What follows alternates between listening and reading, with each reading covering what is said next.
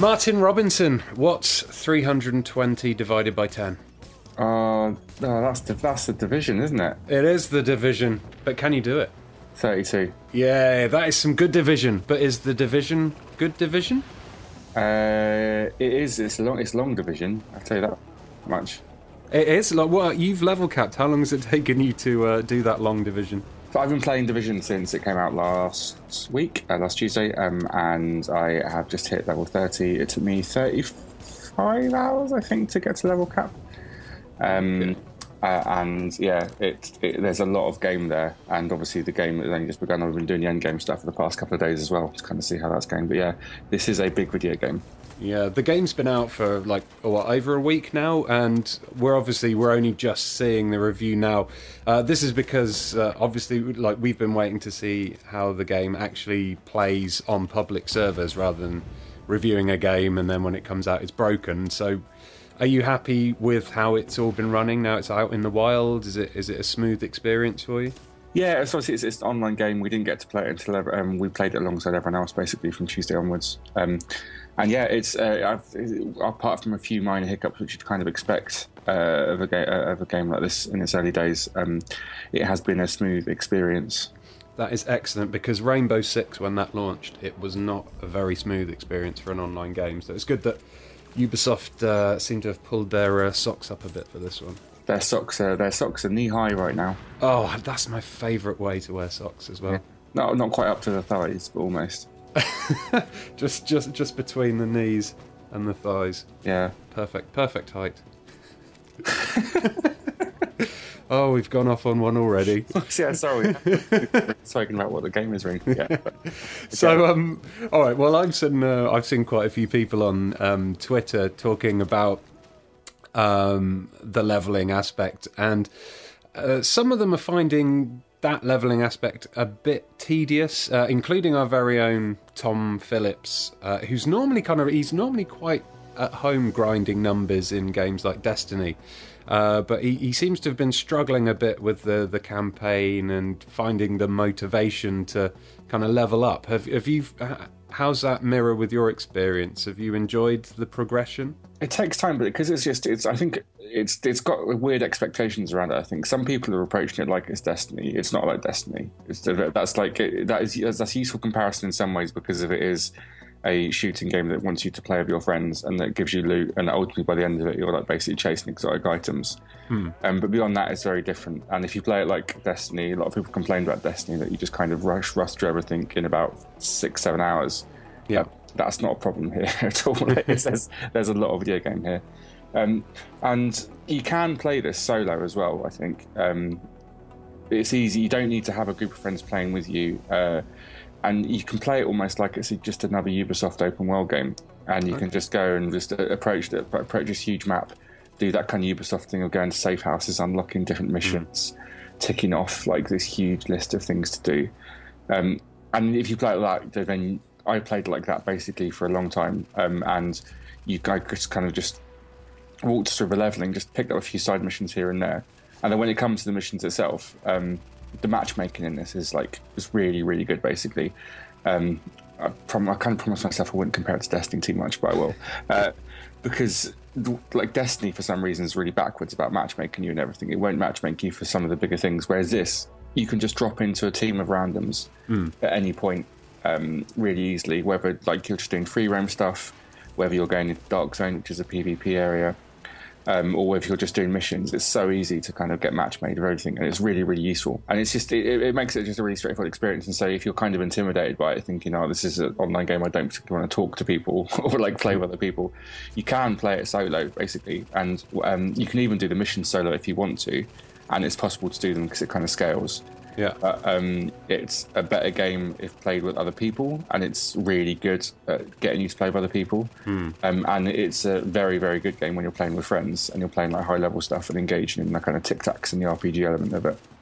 So last time I played this with you, you hadn't really spent much time in the Dark Zone area. Have you been spending more time in there now? Yeah, I spent a bit more time in there, only a couple of hours though, really, and I liked it. And then I did spend quite a bit of time yesterday in it, but I wish I hadn't waited so long, basically, because when you hit the end of the game and when you hit level 30, the Dark Zone becomes a very different place, and all of a sudden it's full of loads of enemies who are all level 30, and it is really punishing, really, really punishing. And so, yeah, I didn't kind of have the same experience. We had that one night where we played together, didn't we? Where we played Dark Zone and had kind of the looting thing and the people going rogue and everything. And now the Dark Zone's like a completely different place for me. So it's interesting to see how it's kind of evolved and how the kind of game evolves with you as you level up. So you think it'll add a lot of extra, like, extra longevity to the game once you've completed the main campaign then? Oh, yeah, totally. I'm just kind of waiting for friends to kind of level up and get to 30 so we can play it together, because I think you can still matchmake with randoms and do it that way. But I think as the game gets harder, you really need to communicate more and make the most of the kind of RPG systems in it. Yeah, because my worry about the Dark Zone was that it's almost only about, like, 8 blocks, and when we played it we were kind of just staying in the same area, running around a corner, waiting for enemies to respawn, killing them again. It felt a bit samey and quite grindy, so I was hoping that maybe there'd be some evolution to it, something a bit more coming from it. Oh, well, there's bigger, badder enemies to kill, basically. It is a fundamentally grindy game, I think, by the nature of it. It does kind of repetition does become part of it, especially now at the end game as well, where it is about going back and doing daily missions and having like your farming routes and everything to do with basically basic MMO stuff. Yeah, I think that's I think that's why I don't get on with it as much as you do, because I can't get on with that kind of grindy repetition gameplay. My attention span has been ruined by video games, you see. But I don't think, because before you get to the really grindy part, I think you've got like a good 35-hour open world game with pretty good shooting mechanics and really, really good like role-playing mechanics and like tactics and strategies and that kind of thing. I think all that stuff in there is really, really good. I didn't get bored of it, basically, in that 35 hours. I've only just hit the repetitious bit now. Right. Up to that point, I felt it did a pretty good job of keeping things varied. I know, like, mission types kind of repeat themselves. Side missions kind of, there's only about like 5 or 6 different flavours and maybe even less than that. But there's so much of it and it's so broad. And maybe as well, I bought the city as well, and I kind of just really enjoyed walking around the city a lot. So, well, that I was going to say is by far my standout point of the game. Ubisoft are great at building worlds. We've seen it in Assassin's Creed, like the attention to detail in the Assassin's Creed games. But the Division, sometimes I just have to kind of stop and look and admire the scenery because it just looks so beautiful. Yeah, it's a really pretty game. And Ubisoft obviously are really good at making big open worlds and big pretty open worlds like this, from like Assassin's Creed and Far Cry and stuff like that. I think I'm not normally a fan of Ubisoft open world games. I find them really boring and repetitive. But this clicked in me. I think maybe because it's just that basic loot thing. It's that one thing that is missing, I think, from me. That kind of ties it all together when you have just got that thing you're chasing, basically just better gear, bigger numbers coming out of people's heads when you shoot stuff. Yeah. And so I think it's, and I think even if you took that away, it'd still be a really, really good open world they've made, and a really good place, just a good place to be, basically. So what's the best bit of loot you've found? To be honest, I haven't even got the high-end stuff just yet, and I was kind of worried at first about the variety of loot, because you are just basically, because it doesn't have the fantasy element, you are basically just going for like MP5s and AK-47s, and they're not quite they're just kind of dull, really. Yeah, but adjustable vests. Yeah, exactly. But you do find yourself, like, that kind of fantasy flips away when you just see the numbers, which is the case in all these games anyway. Like, you can have the most elaborate name for your gun or the most elaborate name for your thing.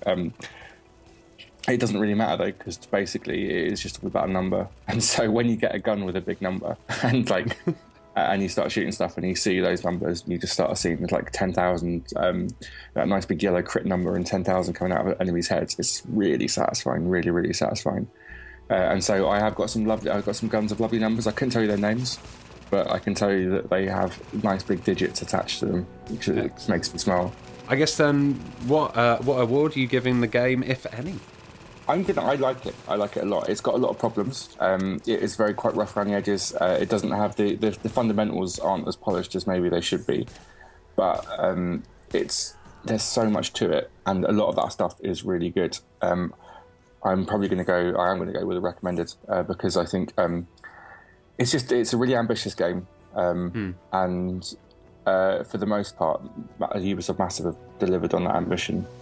They've made this huge open world that's connected, that has meaningful stuff in it to do with other people, that is just really generous, like to a fault. It's super generous, and yeah, part of me wishes sometimes the shooting was a bit more refined. Part of me wishes sometimes that when I was in the middle of like a really hectic firefight and I press down on my trigger, that I find my gun doesn't work for some unknown reason because of a weird glitch in it. But those moments aren't enough to kind of detract too much from the sheer spectacle and sheer scale of it. And it's I've spent a long time with it in the past week. I've enjoyed it an awful lot. When I've not been playing, I've been thinking about it, wanting to go back and obviously push those numbers higher. Yeah. And I'm going to be sticking around with it for quite some time to come, which I think is obviously going to be the real test. We're doing a review now. I've sampled the end game and everything, and I feel comfortable delivering a verdict on it. But like, as is always the case of these things, I don't think it's going to become really clear about the real value of this game for like another month or so. And then we'll see once the raid and everything comes in, which is going to be in April at some point. That's when I'll have a much better idea. But for right now, I think you've still got like 40, 50 hours of really, really good video game there. And possibly a bit more if you want to linger around beyond that. And so it's easy to recommend on that half. We'll see if it's going to kind of stick around and we'll still be playing it in 6-7 months' time. But right now, yeah, it is a good game. It is a good time. Excellent. Well, I don't know if I will be playing it in 6 months' time. I don't think it's grabbed me as much as it has you, but I guess that's probably because it's quite divisive. Hey, I stole your joke. Got there in the end. I totally crowbarred that in at the end. I'm not even going to warrant that with a response. Oh, all right then. Well, thank you very much, everybody, for watching our little review chat on The Division. If you haven't done already, you can read Martin's review right now over on Eurogamer.net. And if you enjoyed this video, don't forget you can like it and subscribe if you want to see more video from Eurogamer. Goodbye. Bye-bye.